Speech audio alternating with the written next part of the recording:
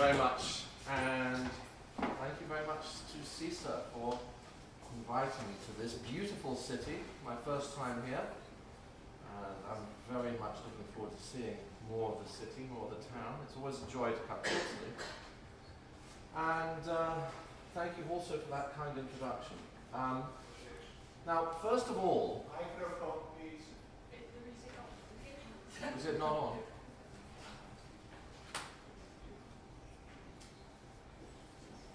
Maybe, I think maybe your battery.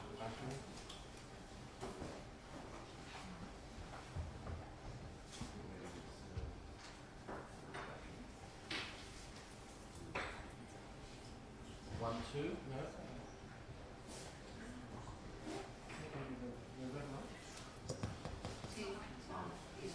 1, 2, 3. Can you hear me at the back? Yes? Okay? Good. I'll carry on. So, first of all, what I'd like to do is to assess the intellectual capabilities of the average SISSA representative. And to do that, I'm going to set you all a couple of tasks. So, I want you first of all to take the number 250, just in your head. No pens or papers here, okay? And I want you to subtract 17 from 250. And then subtract 17 again, and do that 4 times. So let's just try this, okay? 250 minus 17, okay? 233, right? 17 from that. 216, 17 from that. 199 from that. 17, 182, right? Easy, right? That's simple. You got the idea. So now I'm going to ask you to do something else. I need you all to stand up, please, if you can. Now, left hand circles around the tongue. You know, remember this one? Yeah? Patting. Now close your eyes. Okay. Now while you're doing that action, I want you to do what I did before. What you did before, subtracting 17. I'm going to give you another number to start doing that from. Okay? We'll start with 335. Okay? Now subtract 17 from that 4 times and ignore what I'm saying. Okay? Ignore the fact that I'm saying 318, 264, 788, 379. Now it's kind of annoying to do this, right? And remember what it feels like right now towards me, the guy that's asked you to do this rather annoying and stupid thing and then made it even more difficult for you. It makes you a little bit irritated, right? Now that is what it's like for someone with mid-stage Huntington's disease to do up their shoelaces. No, don't sit down. Haven't finished yet. Okay. Everyone over the age of 35 can sit down. Okay? Now, if there's anyone for whom this is a sensitive issue, I will give them the benefit of the doubt. They can continue standing. Okay, so we've got, well, probably about half the people here. Okay? So you are all lucky enough to be under 35. The good news is that several of you will live now to be past 100 years old. That's the good news. The less good news is that on current trends of population statistics, and without any significant change in our ability to manage neurological decline, 1/2 of the 50 or so, 60 people who are now standing will have some form of mental illness or dementia when you die. Okay, so with that thought, you can sit down and I will, I promise, do the rest of the work. Okay. Now, at this point, there's something that I must make clear. And that is that I'm certainly not a scientist or a researcher or a clinician. And so forgive me if the rest of my views are not backed up by any kind of data.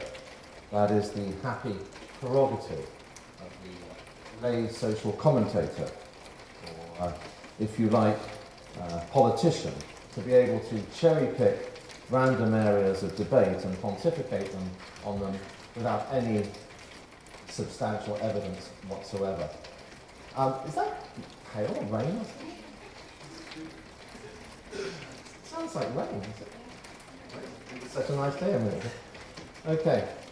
I spent more than half my life working for NBC News, mostly in places like this, Gaza, places where conflict is shown as a natural state for men, a need for a declared enemy passed down through generations. It was a job that carried me through a kaleidoscope of events, allowing me to witness many of the most important moments of our lifetimes firsthand, to see the human spirit at its most tested, and to draw lessons from those experiences. Much of my life was spent, as you see here, on that Bradley fighting vehicle in Baghdad in Iraq, which of course is a place that reminds you good health can never be taken for granted. That life can throw at you all sorts of things you can do without, often when you're least expecting them.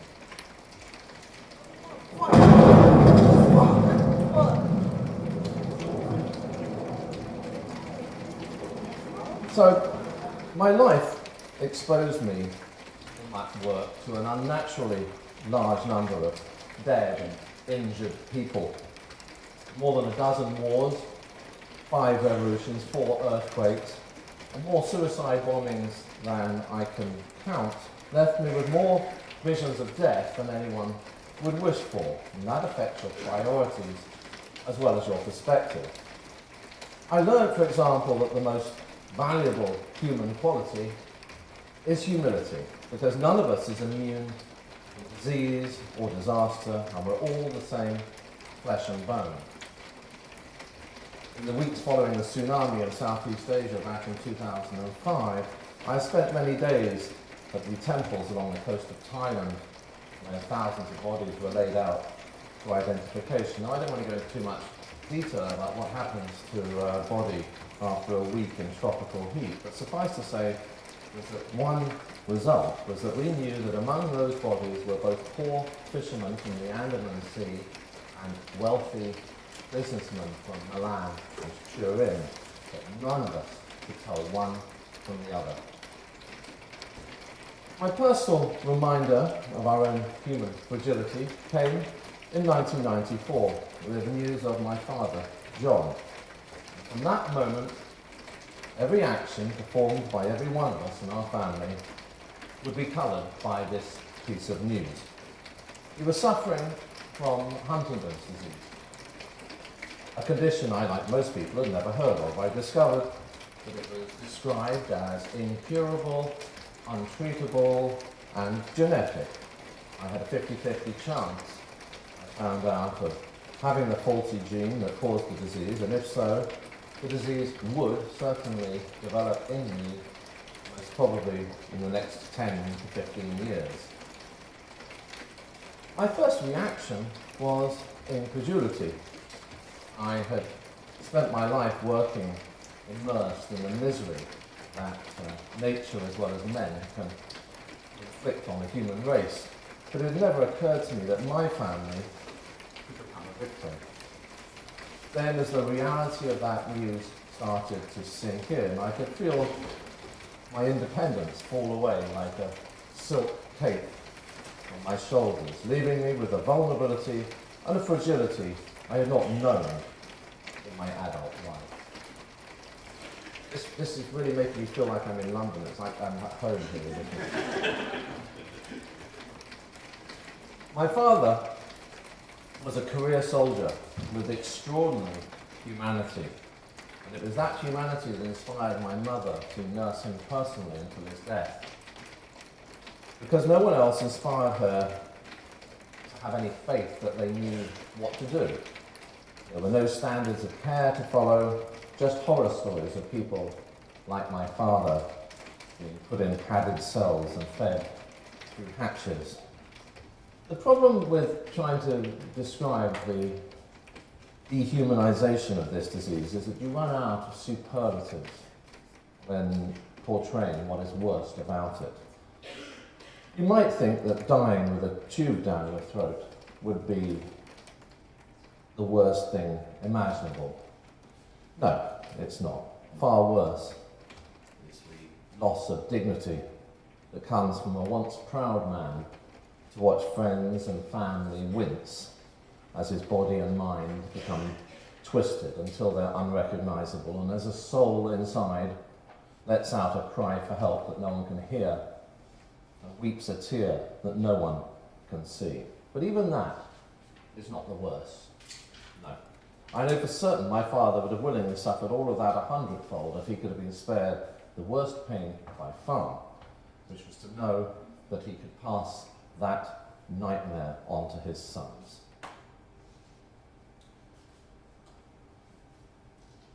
My brother John is 5 years older than me. He studied law at Oxford University and joined one of the most prestigious law firms in Britain. Now, before meeting his neurologist, John practices walking in a straight line because she knows that she will ask him to do it, and it's very difficult for him indeed. My family may or may not have known about the disease before John and I did. If they did, that knowledge was lost because of the stigma that makes the history of HD families a passage of deceit in all of them.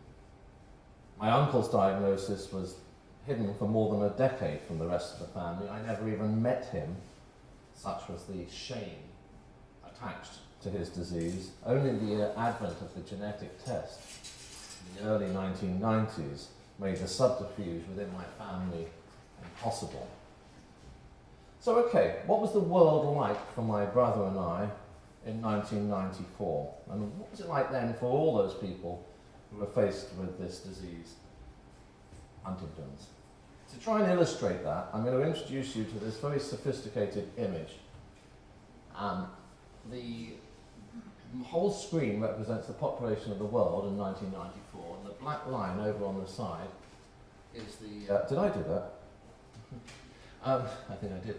The black line on the right represents those people with Huntington's disease. Now, the key thing to understand about that black line, apart from the fact that I've made it bigger than it would numerically be in order for you to see it, is that the separation between the black and the white is very stark.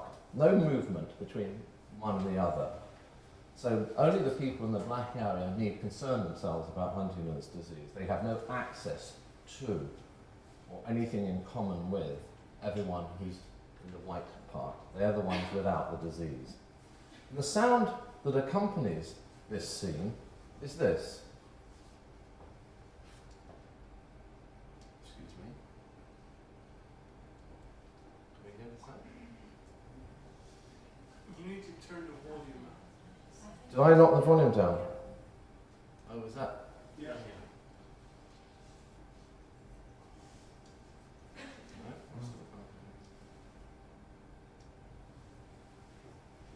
There we are. We've got it. Okay.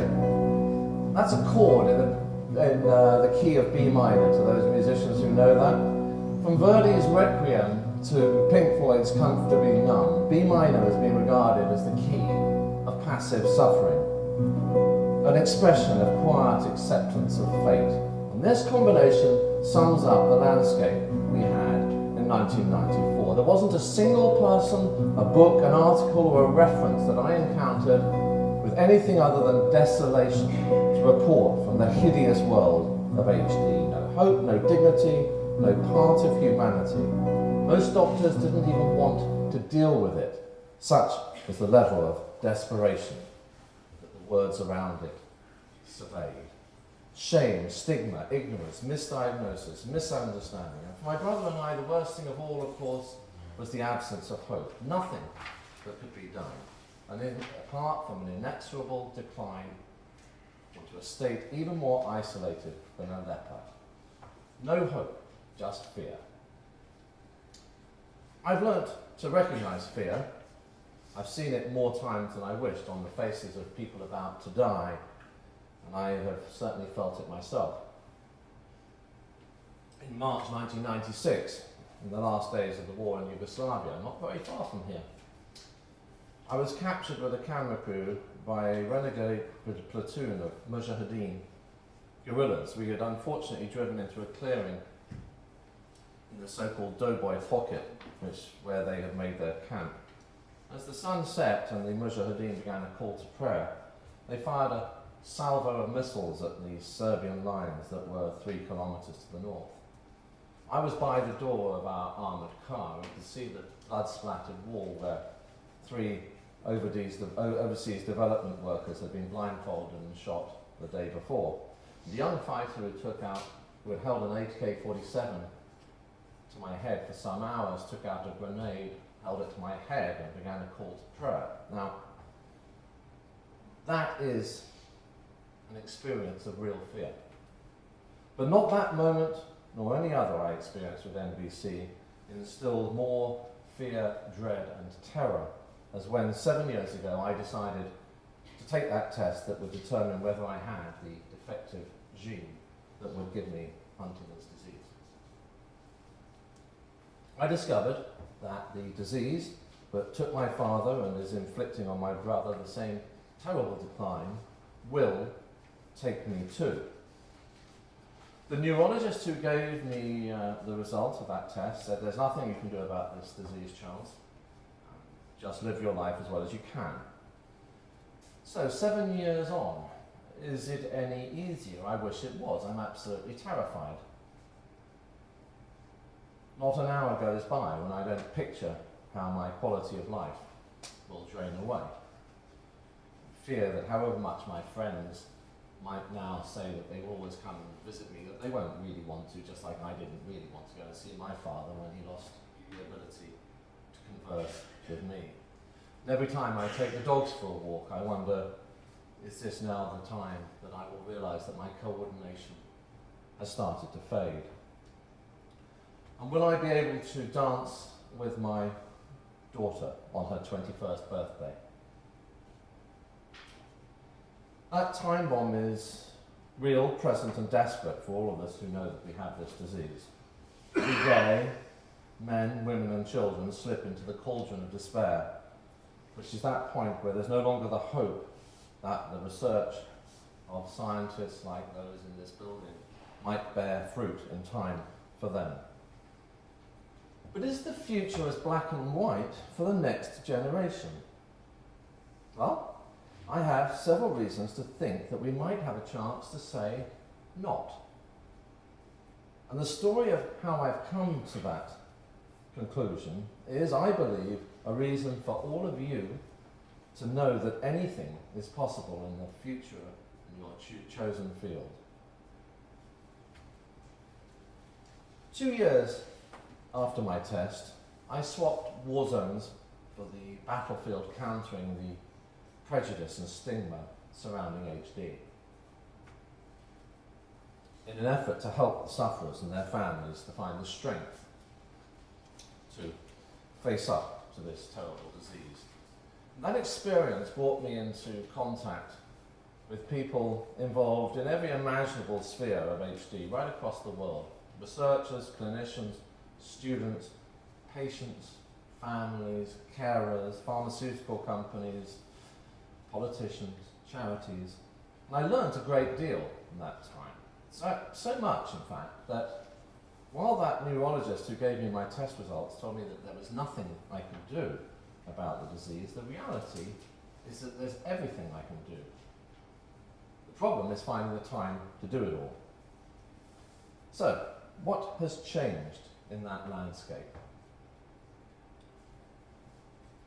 There is a raised common near my home in the Cotswold Hills in the west of England, where I drop my daughter off in the mornings. And from there you can see in the far distance the Severn River and the hills of Wales beyond. But much closer though, maybe 5 miles, is among the rolling landscape a gentle prominence called Downham Hill, which you see there. Now, in the summer of 1796, there was a cow that grazed on Downham Hill called Blossom. Now, Blossom, like many cows at the time, developed a fairly harmless cowpox, which she passed on to her milkmaid, a young woman called Sarah Names. Now, Blossom was a Gloucester cow, like this one, particularly fine species that inhabits the Cotswolds where I live.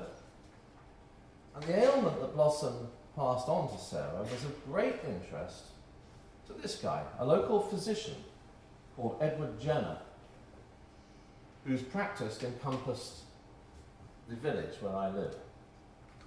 Jenner had asked in the pubs and the inns around that anyone hearing of a human case of cowpox should inform him immediately. This was because he had a theory.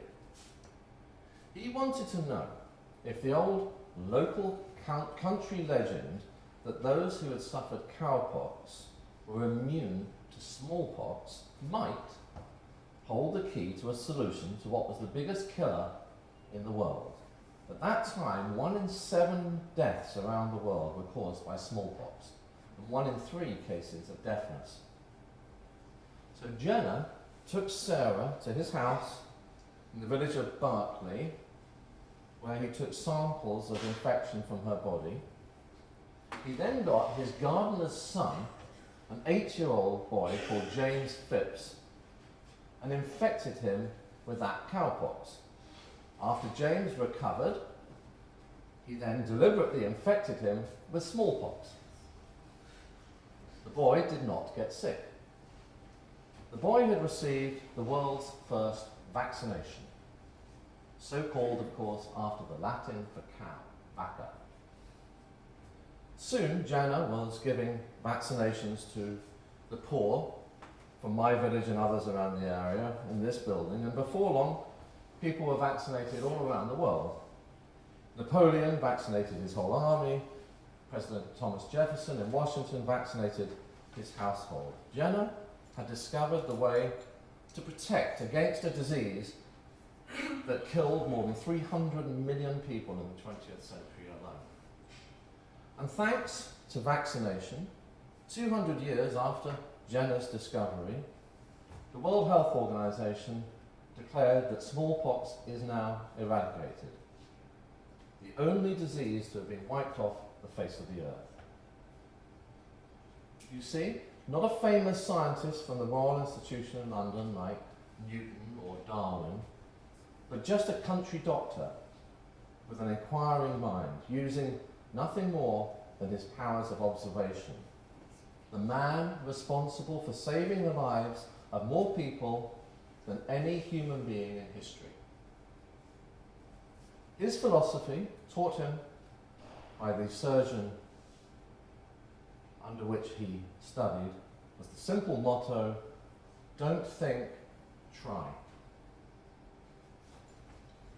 So, I would guess that in 2013, you can't really go and get an 8-year-old boy and infect him with smallpox. Probably wouldn't get away with that now. I think it's going to take a more gradual process for the patient community to regain some of the trust and enthusiasm of Jenner's day. So how does that happen? Well, the first step has to be for patients to feel that whilst it's clear that no clinical trials are without risk, that they at least have nothing to fear by engaging in those trials from repercussions in their home or in their work lives. Senator Ted Kennedy's last act of legislation, which he called the first US Human Rights Act of the 21st century, addressed constitutional rights for HD families. The Genetic Information Non-Discrimination Act, GINA, as it was known, the drafting of which I was very proud to contribute to, was designed to protect the rights of individuals with genetic predispositions in the American workplace and in insurance. One of the other problems I identified with those having to deal with the monstrosity of this disease was the shadows of the stigma shown, and in particular misrepresentation in which they had to live.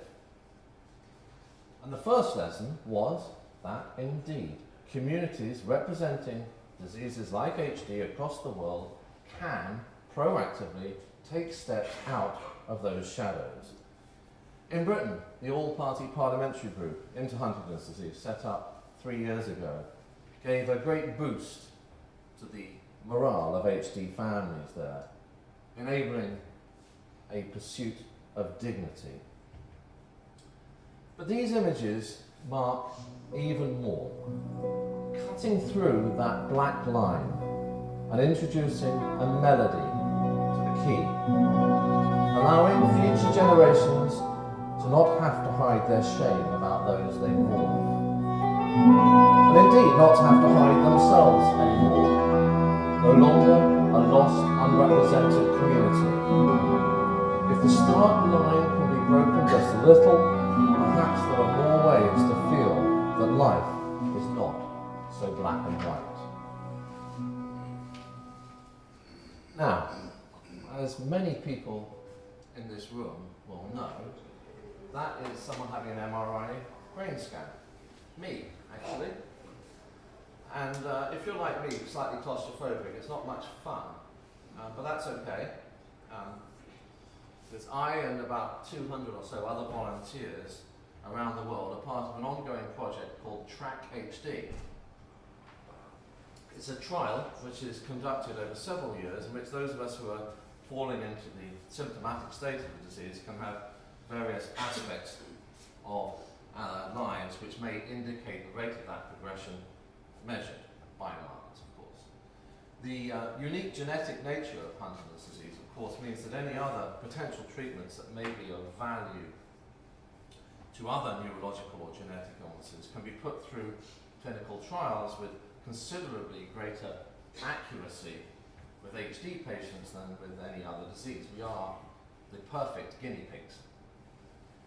It's a process, of course, which demands the understanding of the need to do something that's not likely to help you, but more future generations, often doing things that are a bit tedious and not much fun, frankly, in it. But that's okay, as I say, because there's nothing more worthwhile than finding treatments for my disease.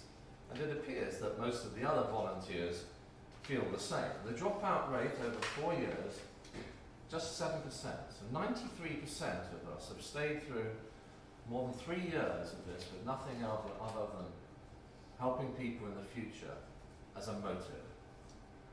And it's important, I think, to keep that kind of motivation, to know that our efforts are not going to be wasted because the methodology of track is rigorous. And that is explained to us. That's something you might want to bear in mind. That rigorous methodology inspires confidence, and that's critical. But all of this, I think the key point of all this is it's a collaboration which is necessary to speed up the process of drug discovery. And that collaboration involves the participation of people like me just as much as it does of the researchers. One of the first barriers in communication that I identified was that between the Huntington's families and the researchers, who they kind of grouped together, I suppose, with the pharmaceutical companies and the health institutes. The biggest problem, I thought, was that the science was mystifying and scary to them, and that undermined trust. So I set about trying to find ways to report in lay terms what was going on at the conferences, the scientific conferences, and also the fact that researchers were indeed almost human, most of them. We now have unprecedented access to information about the research and care for those people with HD from websites like this, HD Buzz. Now, I certainly would not claim to have written any of the pieces that is in this site. They explain science in a way that is way long past any of my understanding. No, it's written by scientists and for people like me. I merely supported the setting up of the site. Now, you might think HD, relatively rare disease, the science around it's very technical. There's been no single treatment as yet, so there aren't going to be many lay people, you would think, who would be interested in a website devoted to HD research, yeah? Well, in 24 months since we set this site up, it's published 115 articles, now gets over 100,000 hits a month, has 5,000 social media followers and is translated by 74 volunteers into 14 languages. We also have a site for young people concerned. HDYO it is. Illustrating vividly the success and the opportunity of this pivotal moment in history. You see these young, highly motivated people that work on this site are taking advantage of yet another part of the confluence of environmental factors all in our favour, social networks. How many people, let's be honest, under 30 were actively involved in organisations related to dementia even 20 years ago? None. New media is the canvas in which collaboration can be painted, not just Facebook and Twitter, but videos and short films. New media is the greatest gift we could have asked for. And those factors work both ways, not just bringing people together and collating expertise. That established standard of care that I talked about in relation to my father was so missing when my mother was nursing him. Now it is there. It has begun. A work in progress, certainly, but the publication of in this year in such an important periodical as Neurodegenerative Disease Management is a tremendous start. Now, in trying to bridge gaps between the researchers and the patients, I've identified another important task. That is the relegation of that word that so dominated every reference to the disease when I made my depressing first research back in 1994. What was that word? Incurable. The first adjective used to describe the disease when I read about it. An incurable neurodegenerative disease. Incurable. Not only a redundant word, but a totally and completely counterproductive one. Almost nothing in medicine has been cured. Not cancer, not HIV, not influenza, not the common cold. What we do is we've learnt to manage the symptoms of those diseases. To suggest that incurable is the most relevant adjective to describe HD is tantamount to calling influenza a incurable viral disease or life as a fatal human condition. The word is utterly irrelevant, serving no purpose whatsoever other than to induce despair.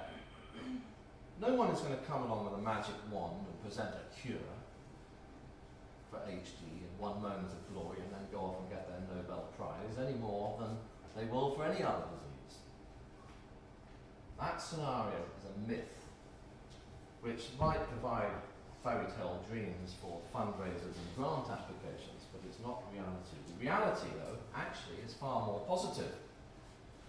Because instead of waiting for a non-existent fairy to appear, we are already in a process of enacting what is effectively a cure, which is finding ways to manage Huntington's disease. This really matters at this point, because faced with this dreadful word, incurable, families confronted with diseases like HD will simply not engage with the protagonists working on their behalf to find treatments. To be able to live until a reasonable age with a dignity and quality of life, that is effectively a cure, and certainly a goal if you have a prognosis like mine. So what do I mean when I say proactive involvement from families? Well, what I mean is, for example, what happened with the development of a vaccine for polio. It was public pressure to bring an end to what seemed to be a plague in post-war USA that concentrated minds to a point that whilst polio has not been cured, for people in the Western world it is as good as has been. An even better example is the staggering success of making HIV/AIDS a manageable disease. all because of the refusal of pressure groups to take no for an answer and let defeatism or red tape stand in their way. We all have to learn that we have a responsibility for our own health. And I don't mean that in the sense of the political argument about paying for healthcare or not paying for healthcare. This is not an issue of taxation, but one of constitutional enrichment. The paradigm shift in the relationship between the global population and the agencies that provide healthcare is going to have to take place through all of society. If a family has a severe health issue it has particular reason to care about, and show me a family that doesn't, they should not assume that health departments, politicians, or pharmaceutical companies are going to do everything that can be done on their behalf. They should not be afraid of letting themselves be heard. The HIV/AIDS lobby wasn't, and look how successful they were. You live in a democracy, use it. But there are two sides to this deal. It's not just about moaning. There has to be interaction. In post-war America, a quiet social revolution started, which spread across the whole Western world. It was one in which healthcare became a commodity, and the research community became perceived as a far-removed sect of white-coated boffins working for the pharmaceutical companies, grouped together in the public mindset with people making atom bombs or working for the enemy of James Bond, probably with a thick mid-European accent. And it's time for this set of relationships to end. It's not fit for purpose with the burden of healthcare that is the 21st century's social elephant in the room. We need to redraw the layout of the healthcare playing field. Families are going to have to realise that no longer should they think of their health as someone else's business that they simply pay for. There's going to be a great deal more engagement with diseases on a daily basis from within the home. Now, when I compile these kind of video postcards, which I've been playing here for families from scientific conferences, I'm acutely aware of the importance of conveying not just the science itself, but the fact that something is being done on their behalf. When people affected by Huntington's disease watch these, the most common and immediate reaction of them is astonishment that so many smart people are giving up their lives to help them. And I tell them that that is just the tip of the iceberg, the people they're seeing here. It's not just the people in the videos, but the thousands of other people who work across all of healthcare, without whom none of these people would even be able to start their work. And with that in mind, I tell those families that yes, we have a big problem still, for sure, we certainly do, but we can all become part of the solution. This process, I believe, restores a little self-esteem in those affected by the disease and brings what we call environmental enrichment. And it is in that way that even small advances in the laboratory empower the human spirit to go on. Another advance that's happened in the last decade has been the patient organisations, which have developed from a shoulder to cry on, if you like, to very important tools encouraging families to proactively engage in research. The HD World Congress last year in Melbourne had delegates from 24 countries, illustrating how, in my lifetime, the collaborations to address my disease have merged from tiny groups in local communities to national organisations and on to a global movement of families, support groups and researchers. Last June I was at the Huntington's Disease Society of America conference in Las Vegas. 860 delegates, almost entirely HD families, at a convention that explored every conceivable aspect of HD, a very holistic approach, melting bit by bit the fear of the disease, by the power of information and integration. These may all be small steps, but together they develop a crucial momentum, both a cause and a symptom of greater understanding of the disease's progression. And so the two parts merge further together. Success of these organisations is exponential. As membership of them grows, more people are prepared to put their head above the parapet. Those forces of trust and collaboration empower communication. Communication leads to understanding. Understanding dilutes fear, and thus more of the line that separates us. The vacuum left by fear can be filled with hope. So what about the public's view of researchers? How do we improve that? Well, one thing I tell families is that researchers must be allowed to make mistakes. As Niels Bohr said, an expert is someone who has made all the mistakes that can be made, but in a very narrow field. I would add to that that a great expert is one with the courage and the wisdom to know that mistakes have to be made and used to climb upward, like broken bricks piled against a wall.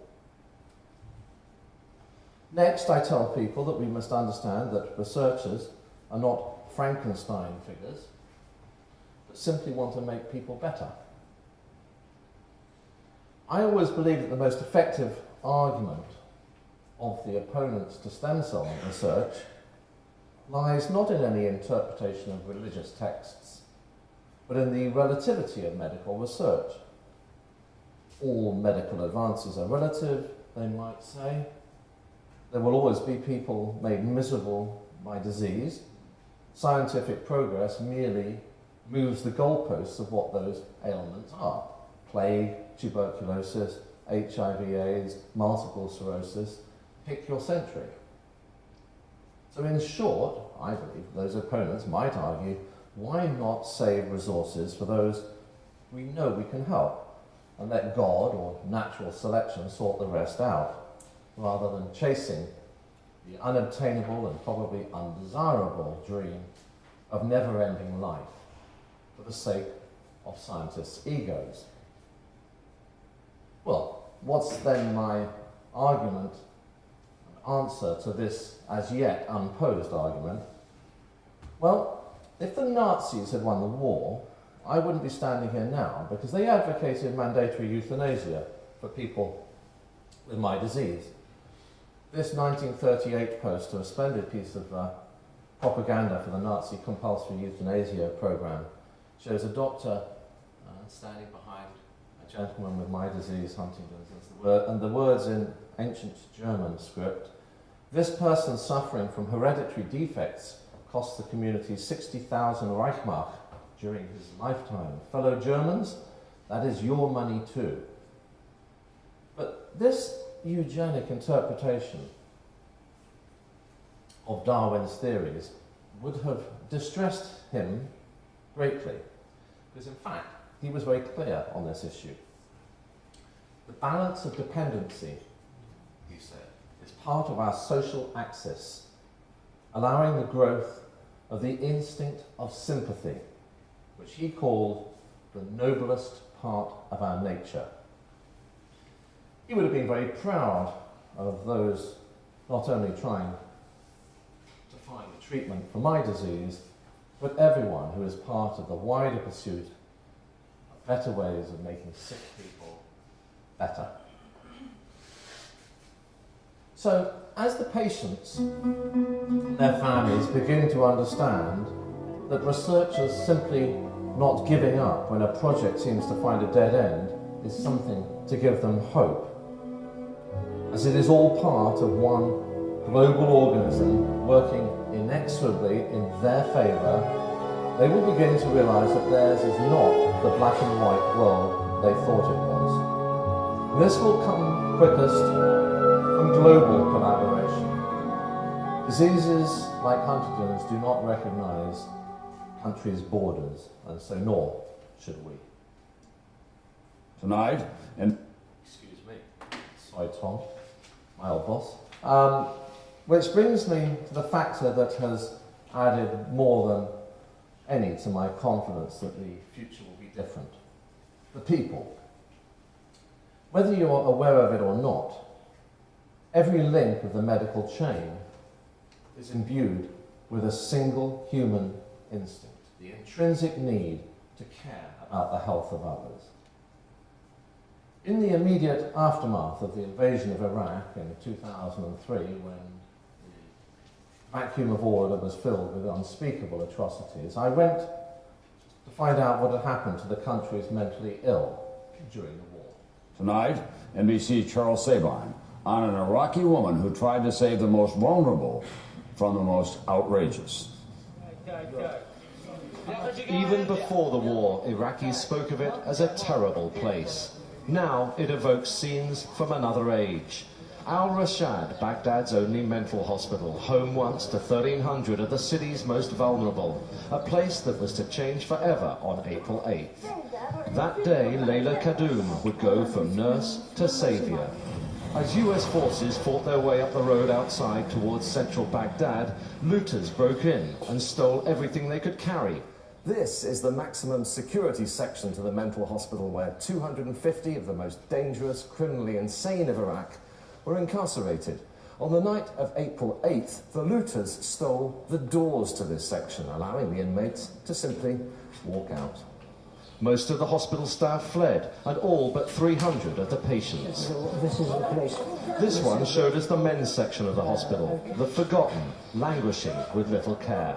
But it's in the women's block where we found the most terrible legacy of the looters. They took out the women and they raped them. Was there anyone to protect the women, to help them? No one can do anything about this situation. Haifa is 31 years old. She doesn't remember how many men raped her. 45-year-old Alia cannot even talk of her rape. She's believed to be pregnant from the assault. Yet they, like all the women, owe their lives to Nurse Layla. When all the other staff had left, she risked all to stay with the patients she knew would not be able to look after themselves. She says she told the other nurses to go, her rationalization that they were young, unmarried, so were virgins for whom rape would be more devastating than for her. She put on a patient's gown to make herself inconspicuous. She wasn't raped, though 6 patients were. Now she tries to give the women what dignity she can. She hasn't been paid for 3 months, unless of course you count the love and gratitude of her patients, who, however confused, understand that without her they may not be alive. Until more help comes, Layla will stay with her patients. She says there's nowhere else she wants to be. Charles Sabine, NBC News, Baghdad. That's not news for Wednesday. I'm Tom Brokaw. Now, when I left that disease-infested place, my first reaction was to think that the words "God-forsaken" could never have been more apt. But on reflection, I realised that in fact someone's God could not have been more manifested than in the power of human courage and simple love and goodness that that nurse showed. You see, it's in the darkest moments that the greatest qualities of the human spirit shine brightest. And in doing so, they give us all hope. It is in the nature of human beings to care for the infirm and to strive to make them better. It's 25 years of watching men kill each other has taught me another truth about them, and that is that human beings lose their moral compass, their social equilibrium, if you like, when you take 2 things away from them: dignity and hope. Now, I think we've all already shown the vacuum of dignity those suffering dementia feel. But what about hope? Can they feel that? The answer to that question lies in the hands of not only the people in this room, who are the pioneers of the new science, but also the bodies that will dictate how our societies treat the infirm in the 21st century. None of these should underestimate what research means. The families of the world who suffer from untreatable diseases, as we scour the media for any fragment of news from laboratories. In a world of total darkness, the very faintest glimmer of light emboldens the human spirit to go on. And as that black line that had been chiselled and polished to a granite finish by the sense of hopelessness is broken down by hope, so the most powerful force of all can shine: the people. Huntington's has had the almost unique power to challenge the human spirit because of its terrible paradoxical mix of finality and perpetuity. Finality for its individual victims and perpetuity for the misery that it inflicts upon a family. But the greatest evil of all has been the way it sucks hope into a vortex. But it has never defeated that human spirit because the very best of humanity surrounds it.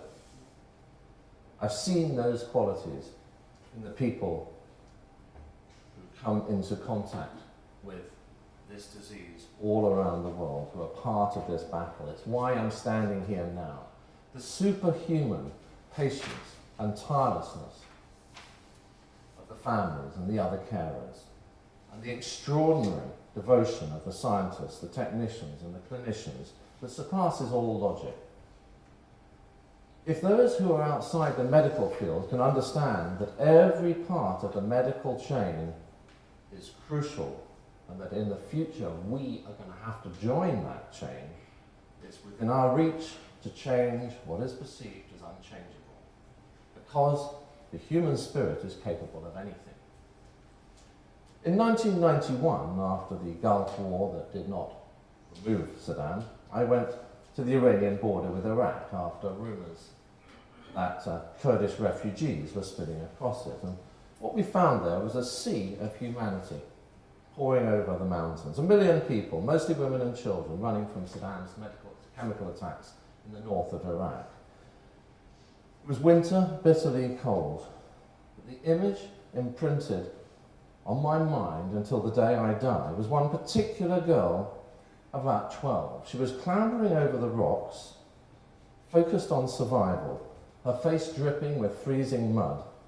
On her back was her sister, maybe 2 or 3 years old, unconscious and barely alive. She had carried that child almost 140 kilometers. All humans are capable of far more than we will ever believe. It may be too late for me, but on behalf of those who fear now, those who are yet to be born, and those whose lot it will be to care for them, I say to you, you all have the power to turn a page on a new chapter of medicine if you follow your hearts and pursue what you believe to be right and true. So as the orchestra joins the chord in B minor, I'll leave you with images of people who bravely face their future with HD, and some carers who have the same prospect of that disease, and others who are just simply frightened like I am. All of us can dare to hope, because our destiny is in your noble hands. You are the custodians of our voyage. On behalf of us all, thank you and good luck.